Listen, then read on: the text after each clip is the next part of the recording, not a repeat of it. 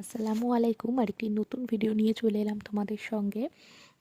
আমার সেদিন দুটি পার্টি মেকআপ ছিল আর একটা হেয়ার স্টাইল ছিল।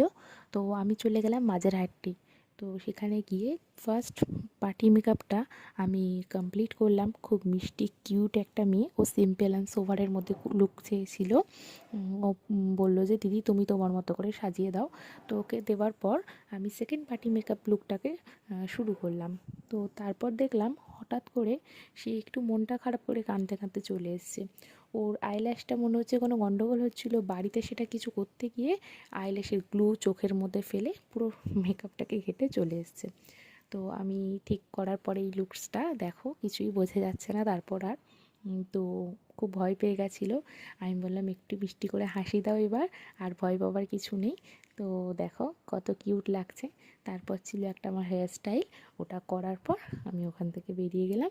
আজকের ভিডিও এই পর্যন্ত। তোমাদের যদি আমার ভিডিও ভালো লেগে থাকে লাইক কমেন্ট করে দিও।